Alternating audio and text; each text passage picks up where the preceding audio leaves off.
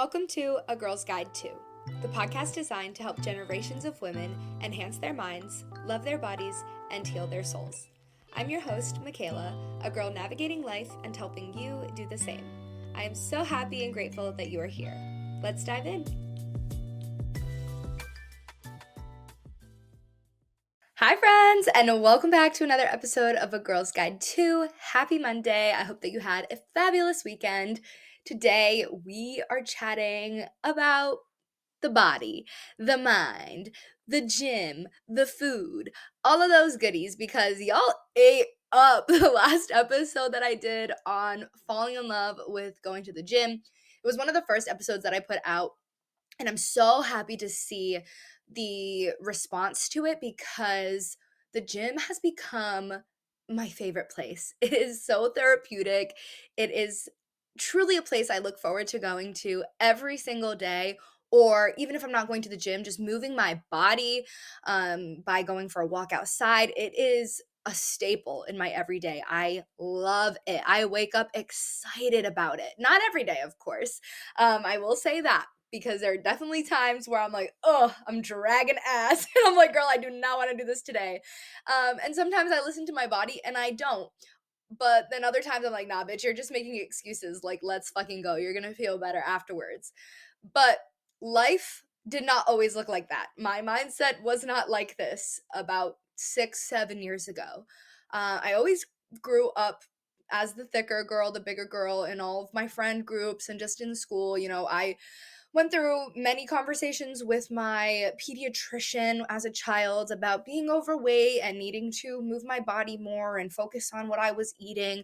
But as a child, unless you are being raised by parents who are, very into that and teaching you those things, you're not really thinking about it, right? You're not thinking about how those foods or the lack of movement are going to affect you in your adult life.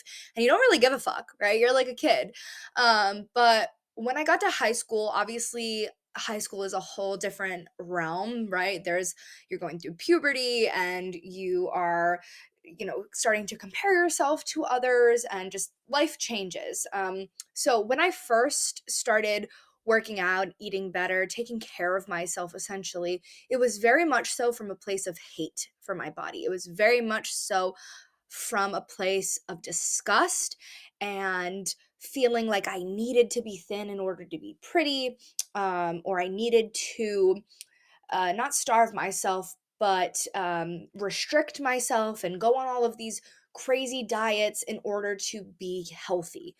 And over the years of a lot of trial and error, I have finally gotten to a place where I truly feel so happy in my skin and proud of myself for the relationship that I've built with my food and the gym. Now, once again, I have my moments, I have my days. I don't always have 10 out of 10 confidence, and I don't always stick to my clean eating habits. I do believe that moderation is very important, and I allow myself to enjoy some of my favorite foods, but I've also just created this new relationship around food where I now see it as fuel and I see it as a resource to help me be my best self. Whereas before, I think I really looked at food as fun, which it very much can be. I think food brings people together, it introduces you to new culture. It is just a wonderful thing. And it's something that we should be so grateful for, of course, because not everyone has the opportunities to receive food in the ways that some of us do, most of us do, especially living in America.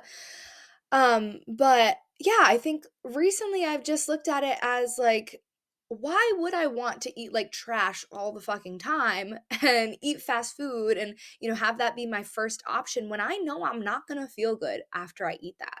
So that's one thing that I've been focusing on in this new year is actually asking myself, how do I feel after eating this? Do I feel full?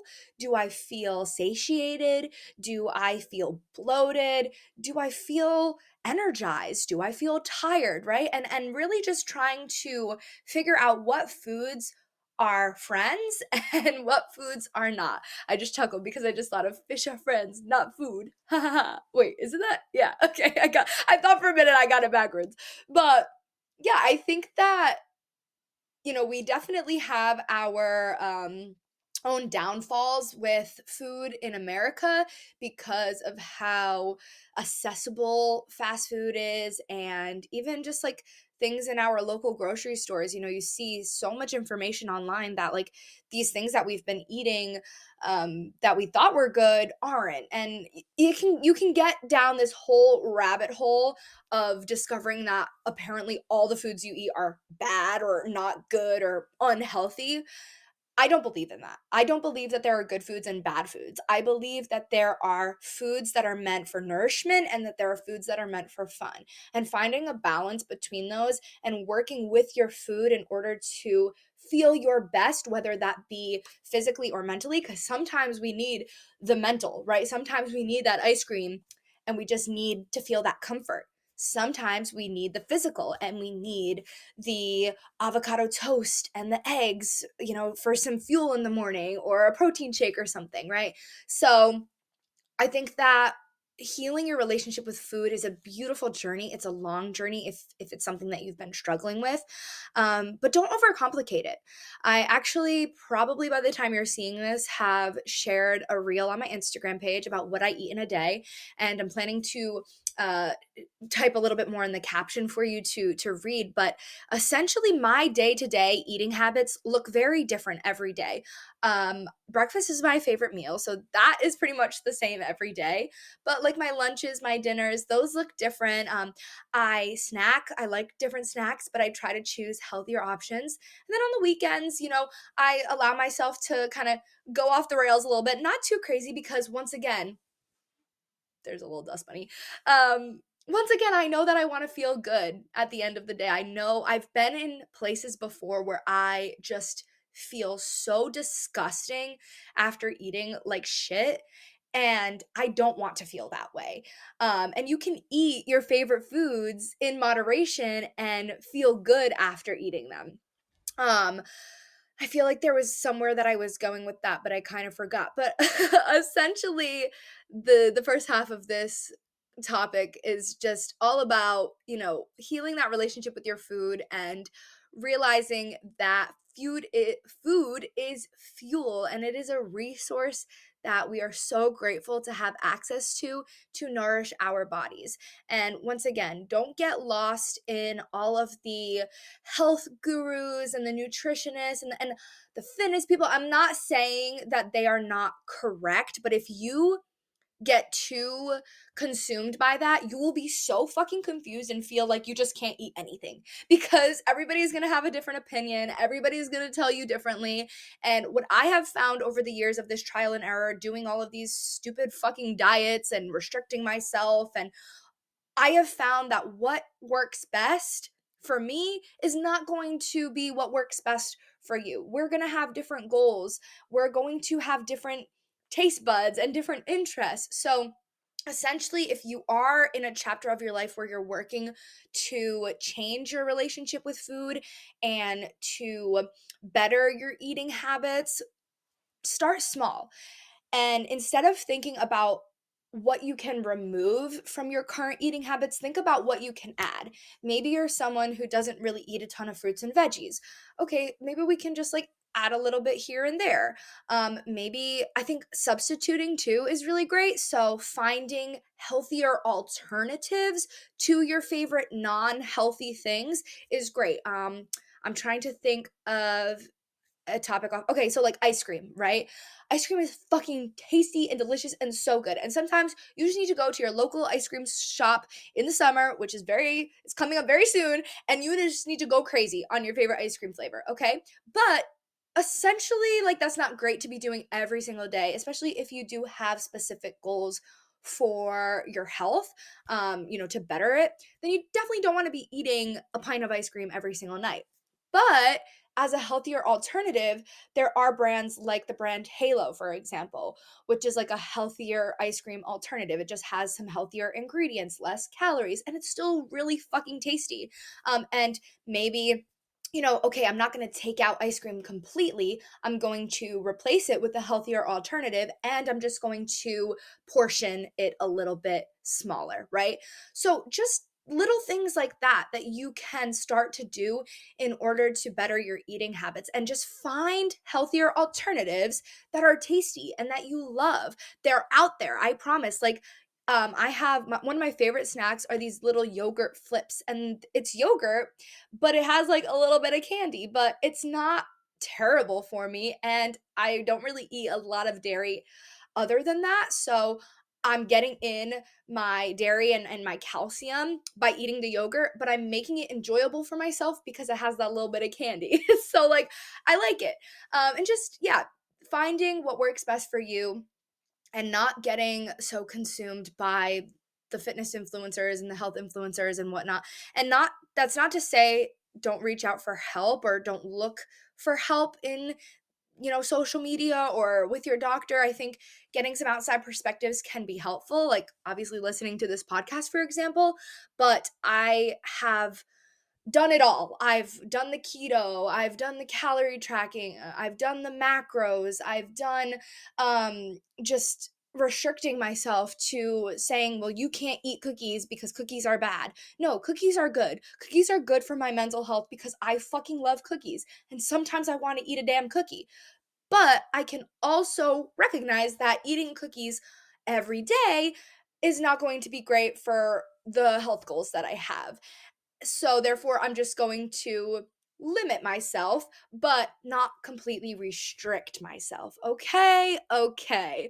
So that's part one. Now let's talk a little bit about the gym, which obviously, like I mentioned at the beginning of this, the falling in love with the gym episode is the top performing episode. So definitely go and listen to it if you haven't already.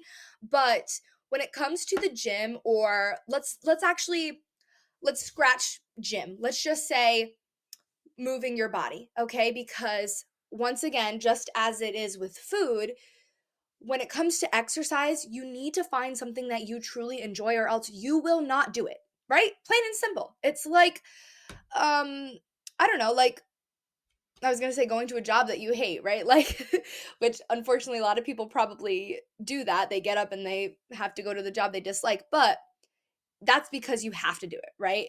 When it comes to exercise, you're going to be like, well, I don't have to do this. But if it's something you enjoy, it's not going to feel like you have to do it. It's not going to feel like it's a chore. It's going to feel like a part of your routine that you love, a part of your routine that is for you. That time in which you are filling up your cup and you are giving back to yourself, because that is what exercise is all about. It is not a punishment. And for the longest time, I looked at exercise as a punishment because I didn't like my body, and society told me that I was fat and overweight and ugly and whatever you want to say. So for the longest time, I looked at exercise as something I had to do. And if I didn't do it, I was a failure, and I was all of these things that society put into my head. False. Exercise is none of those things, and I am none of those things. You are none of those things. Exercise is meant to give back to yourself in one way or another, whether it be physical, mental, or both. It's become both for me. Exercise is literally my therapy. I fucking love it. And I just do 30 minutes on the treadmill every day. That's it. That is all I do. Currently, I'm not in a weightlifting season. I'm not in, a spend 2 hours at the gym season. I've been there before when I first started working out, but once again, I believe it was because I felt I had to. And I was doing it out of a place of hate, which is why I wasn't able to stick to it when COVID came around and when challenges arised in my family life. I wasn't able to stick to those things because they weren't things that I actually felt were enjoyable. Whereas now I have found something that I truly love. So 12-3-30 is what I do every day. And I don't actually do 12-3-30. So if you're unfamiliar with 12-3-30, go on Instagram, type it in 12-3-30. It's by our girl Lauren Giraldo. Well, actually her last name's not Geraldo anymore. She's a married queen. But Princess Lauren is like her OG name if you know her from Vine. And she created 12-3-30. She's the 12-3-30 mother. And essentially what it is it's a 12 incline, a 3 speed for 30 minutes. Now, listen, girl. It sounds easy, but it is not. I will tell you that. The 12 is not going to be suited for a beginner. If you've never done it before, the 12 incline is going to be too high for you. I can guarantee for 9 out of 10 of you, that is how it's going to be. It was that way for me too. But I just started small. So I started with like a 3 incline and then a 5, and I like progressed throughout the 30 minutes. And for the first couple months, I was not able to get up to 12. I couldn't. I couldn't even do it for a few seconds.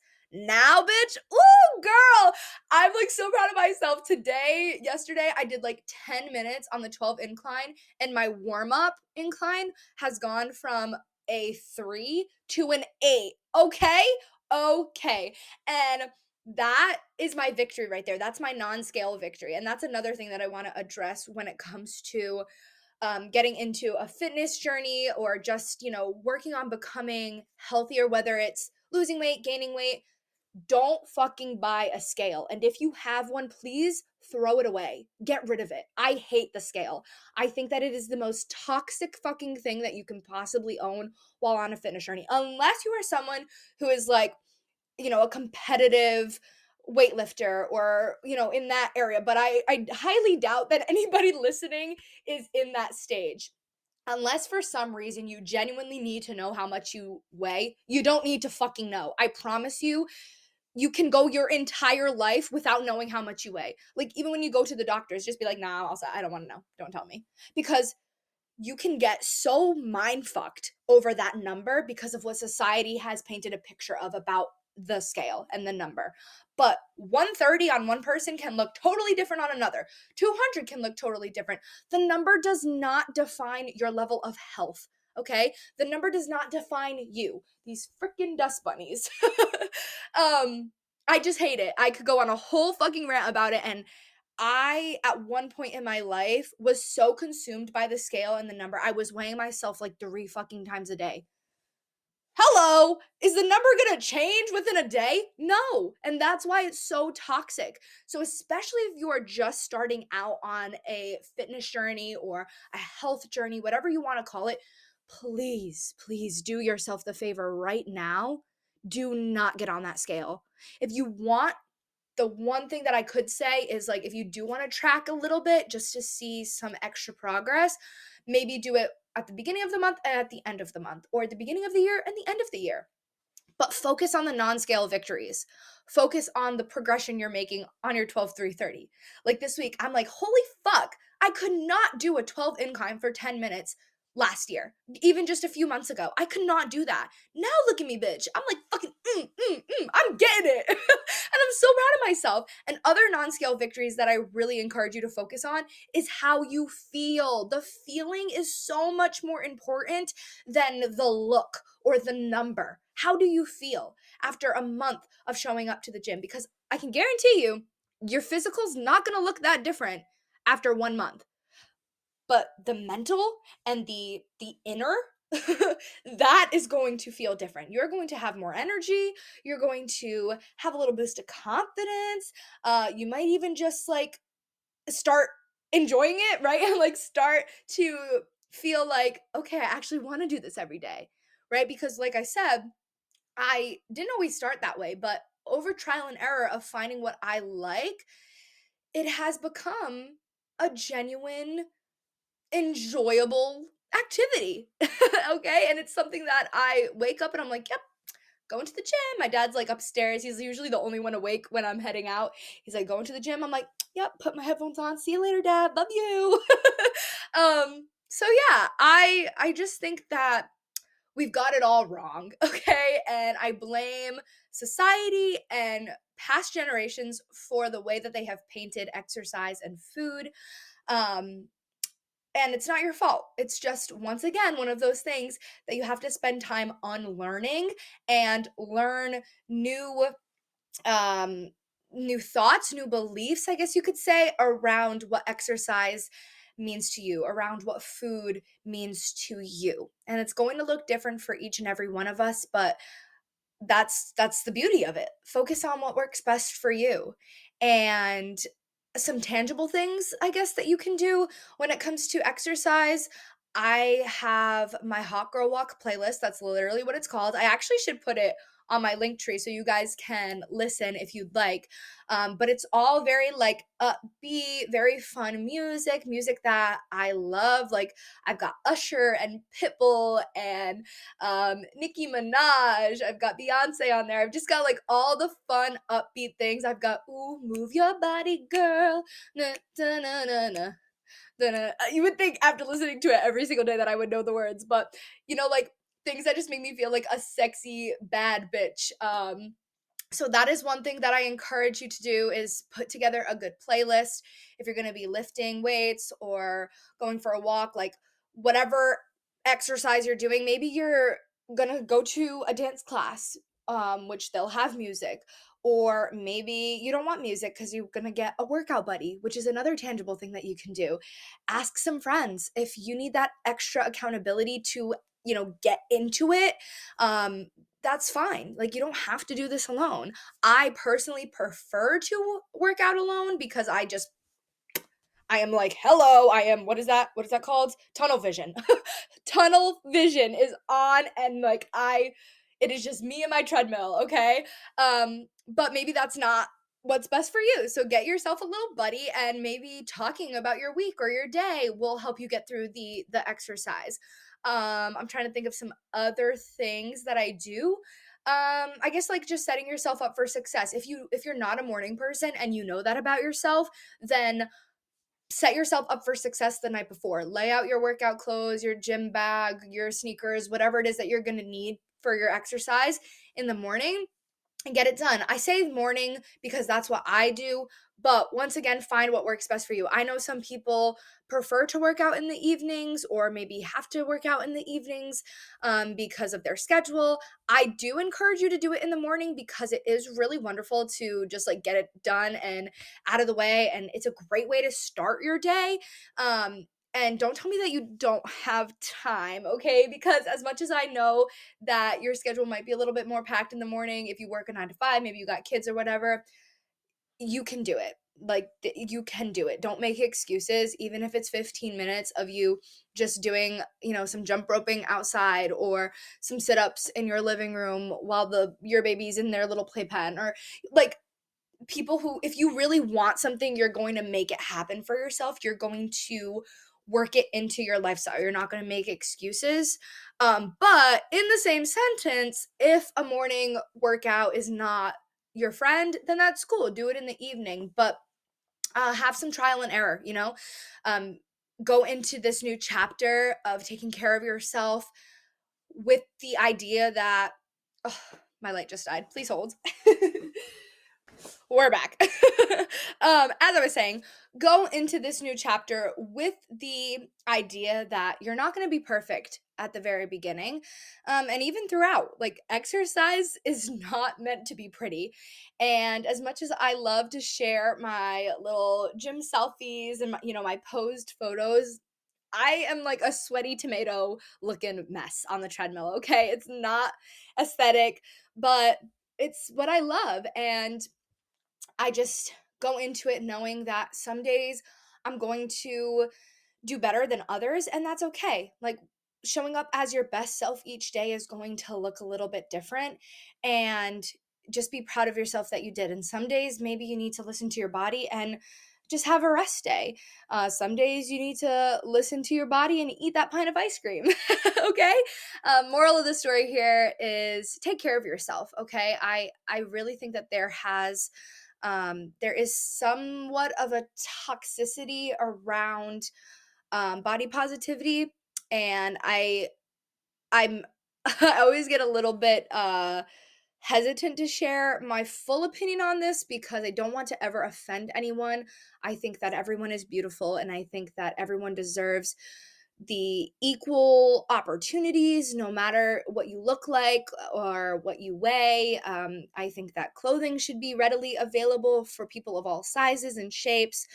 But I do believe that there is sometimes this toxicity around glorifying unhealthy habits. And, we can't ever look at somebody and be like, that's a healthy person or that's an unhealthy person. Because once again, your look or your number, that doesn't define if you're healthy or not. It's the habits that you have. But I do believe that it is very important to take care of yourself in whatever ways that looks like for you. But not just for your physical, like right now I don't have a goal of losing weight. I have a goal of feeling good and being energized and just having a better outlook on life, a better mental. And I know that my mental goes hand in hand with my physical, which is why I choose to work out. And your goals are going to look different than my goals, but I think we should all have the same goal of wanting to take care of our bodies and our minds to live happier, healthier, longer lives. So prioritize taking care of yourself for the many reasons that there are to take care of yourself, and do it in a way that feels good to you and that you enjoy, because that's how you're going to be consistent and reach the goals, whatever those goals may be. So that's what I have for you today. I thank you so much for listening, and please share this with anyone who you think may benefit. Let me know what you took away from it. And as always, well, maybe not always, but I will see you next Monday for another episode of A Girl's Guide 2. Bye.